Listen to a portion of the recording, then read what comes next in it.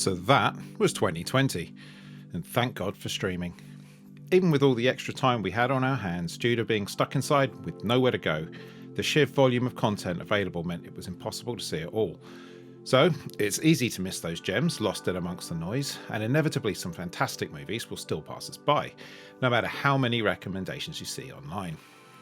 Whilst this list will hopefully highlight some films for you that you haven't yet got to and really should, if there's something you think should be on this list that isn't, please add it into the comments and maybe we can do a second one later on. That being said, I am Damon from the London Horror Society and this is my top 10 horror films from 2020 that you may have missed. Number 10, For the Sake of Vicious. Potentially a cheeky entry as it might not have received a full release in 2020 outside of festival appearances, this is a blood-soaked thrill ride almost entirely set in one house. For the Sake of Vicious may not be everyone's cup of tea, it doesn't try and overtly explain itself and so may leave you with some questions at the end. A nurse returns home on Halloween night to find a man in her house with what appears to be a hostage. As things develop and we learn more about the captor and captee, her home then is invaded by one of the slickest looking biker gangs around. From a trio of individuals all trying to work out who the other is and who, if anyone, is the bad guy, they then have to band together to try and survive the night. A thumping electro soundtrack marries perfectly with the violence of the wonderfully shot visuals, ratcheting up the tension and the gore factor as the film progresses. Narratively, this may think it's more than it actually is, but when the ride is this fun, you can forgive it. Number 9, Becky. A teenage girl trying to get over the loss of her mum and the intrusion of a new girlfriend and their child into her dad's life is forced to go on a short break to their lake house to try and bond the two families together. Her weekend goes from bad to worse when a group of neo-Nazi convicts turn up looking for a MacGuffin they believe is stashed somewhere in the house.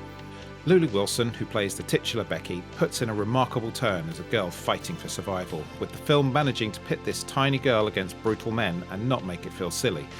Yes, you have to suspend disbelief, but only a modicum. Becky was a surprisingly brutal film with some extreme violence in it. In a year when Possessor was getting all the notoriety for its brutalness, this one seemed to go very much under the radar. But the real revelation here was the against-type performance from Kevin James as the leader of the criminal gang. After his foray into generally terrible comedies, he plays a mean, vicious, foul-mouthed brute so far from Paul Blart Mall Cop that you'll struggle to realise it's the same guy. Becky isn't a game changer of a movie, but it is very solid with very good performances, nicely fleshed out characters and plenty of blood for the gorehounds out there to deliver a very watchable home invasion movie. Number 8, VFW. Joe Begos is setting a name for himself with his homages to 80s horror. Some are love letters to the genre at the time and others more spiritual cousins to particular films. This is about VFW, which is his take on Assault on Precinct 13. A young woman manages to piss off a gang of drug dealers, taking refuge in a local veterans bar. The bar is then put under siege from the drug gang, which results in a high body count, lots of detached limbs and plenty of blood splattering the set. Full of cheesy dialogue and some gloriously over-the-top performances from the likes of Stephen Lang, Fred Williamson and William Sadler. If you're looking for subtlety, then this is not the movie to find it. VFW is in your face, no holds barred, and is very much unapologetic about it. It knows what it is and exactly what it wants to be. Number 7, Anything for Jackson. Since Shudder's beginning, there's been some releases that quietly drop without any warning and quickly gain momentum of being that next horror film you must watch. Anything for Jackson is the latest in a strong lineup of Shudder offerings. This film is best to go into as cold as possible and just let it take you where it wants to go, which is to some fairly unexpected places. The film centres around the loss of a grandson, Jackson, and what the grandparents would do to have time back with him. The narrative fairly quickly lets you in on what's going on, but it's still nice to let the film take you on that journey at its own pace. If you look it up and read a synopsis, it will give away the basic premise, which obviously won't spoil the film for you, but from first-hand experience, going in knowing absolute nothing made it a better watch in my opinion. The performances are all solid with excellent direction from a director who up till now seems to have carved a career out of making Christmas TV movies. So this is definitely a sharp change of pace for him. And based on this venture into genre filmmaking, hopefully it's not going to be a one-off. Number 6, Come to Daddy. Elijah Wood has definitely left Lord of the Rings behind with his move into genre films, shedding his image completely with his sinister performance as Frank in the 2012 Maniac remake. Not all of these risks have been successful, as films such as Grand Piano and Open Window can testify, but there have also been the Cooties, the I Don't Feel at Home in This World Anymore, and this entry to counter the less successful outings. Directed by genre producer extraordinaire Ant Timpson, who has the likes of Housebound, Turbo Kid, Deathgasm and The Greasy Strangler on his CV, love or hate them, they are certainly films which are breaking away from the norm, Come to Daddy seems like a fairly straightforward tale of a son trying to reconnect with his estranged father. But you quickly realise something is off. You just don't know what.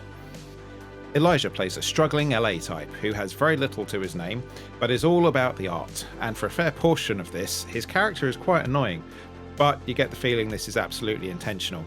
And in lesser hands than Elijah's, this could have been a problem for the film, but you still find yourself oddly liking and rooting for him. As the story progresses and the truths come out, there is some wonderfully dark humour in this, mostly delivered by the always brilliant Michael Smiley, who has literally one of the best lines of the year. If you like quirky indie thriller horrors, then this could well be right up your street. Number 5, Death of a Vlogger. Having missed this at Fright Fest, I was lucky enough to be able to screen it when I curated a night at the Unrestricted View Horror Film Festival, after hearing so much positive word of mouth about it. And that positivity was not unfounded. Graham Hughes has delivered an unexpectedly creepy low-budget found footage film. Not only did he write and direct it, but he starred in it too, as himself. After one of his videos that features an alleged haunting goes viral, Graham then learns about the darker side of fame and the internet. Was it real, or was it a setup to trick his viewers? And how did those who thought he was a fake respond? It's not only a decently creepy film as a straight horror, but also quite insightful on the pitfalls of internet fame, being cancelled and the impacts this can have on someone's life. What Graham has achieved on the budget he had is simply phenomenal. Similar in tone to that of this year's breakout found footage style flick Host, Death of a Vlogger sadly didn't get the same hype that it deserved to. Turn the lights out, get the sound up, and enjoy. Number 4, The Wretched. Following their 2011 rom-com Deadheads, the Pierce brothers, Brett and Drew, took their sweet time to give us their follow-up, the far more serious There's a Witch Next Door film, The Wretched. Upon release during the early stages of lockdown, The Wretched racked up the #1 spot at the box office, playing at drive-ins up and down America, and subsequently hit the news both there and here for its achievement. So why is it on the list if it was such a big hit, I hear you cry? Well, hitting a #1 spot and the news during a pandemic and election year meant that there was so much news just around those two topics that this sadly barely dented the pop culture psyche in real terms.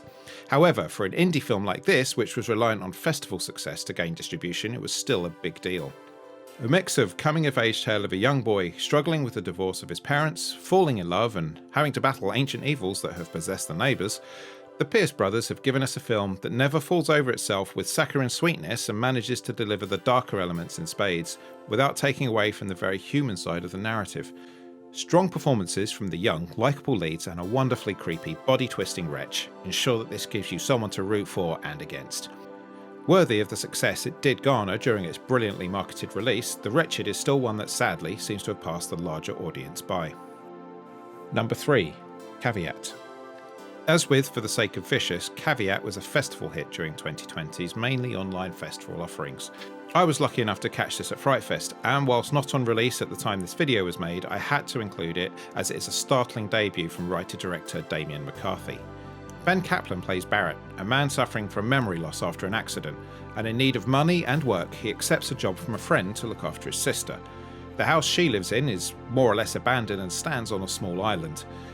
There are a number of strange rules that Barrett must follow in babysitting her, but in need of the cash he agrees to all of them.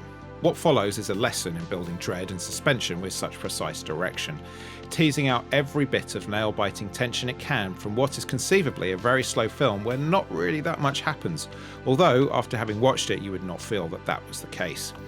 Caveat is a slow burn film and is mostly a single location with two people, but that doesn't stop it from being one of those absolute gems you completely didn't expect to be quite as good as it was. Number 2, After Midnight. After his directorial debut in the brilliant but still underseen zombie flick The Battery, Jeremy Gardner stuck mostly to acting, appearing in a selection of some of the genre's best indie offerings. But then came After Midnight. Is it a love story? Is it a story about a man trying to reconnect with life and what he holds important? Or is it a monster movie? Gardner gives us a film which opens in the middle, slowly ekes out the beginning and then smacks you on the head with its ending. It's equal parts funny, heartbreaking and mysterious that it's hard to define what this film actually is, and that is precisely one of the things I loved about it so much. By not being something specific, you had no idea where it would take you or what was real and what wasn't. Gardner also takes the lead role in this with the ever-brilliant Brie Grant as his co-star. The chemistry between the two leads is very natural, with it really coming to the fore in one brilliant 15-minute single shot of the two of them dissecting their relationship, and culminating in one hell of an unforgettable karaoke party. After Midnight is what a horror movie would be if Richard Linklater did horror movies. Before we hit the number one spot, I expect there'll be people shouting about "what about The Lighthouse" or films such as that. Well, I am yet to watch it, so I can't include it. But feel free to let me know what I might have missed. Also, if you've enjoyed this, please like the video and subscribe to the channel, as we'll be releasing more content, including a top 10 horrors of 2020 as voted for by you. So, on to number 1, The Wolf of Snow Hollow. Even though it's probably the biggest release on this list, there are still a number of people I have seen saying they still need to watch it. And so to all those people, I say, watch it, get it off that to-do list. Writer-director Jim Cummings' directorial debut, indie dramedy Thunder Road, was released to significant critical acclaim, if not necessarily backed up by the commercial success.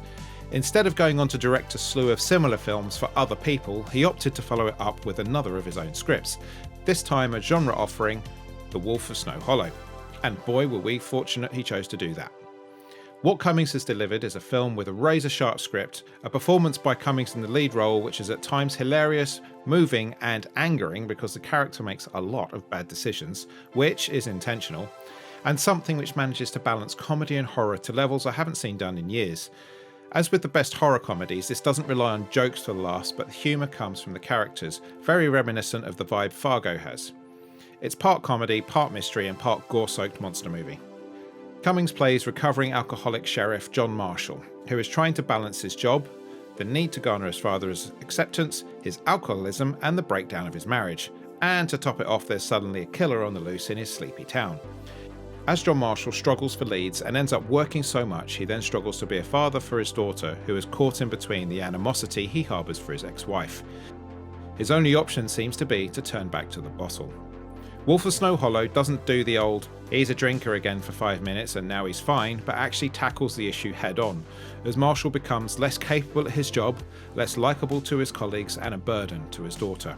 All the while we have townsfolk being offed by what they think is either a large animal or a really strong man. The film has charm, drenched in buckets of blood, and it's well worth your time checking it out, as it also doesn't forget to chuck in some real tension too. So, that's my list.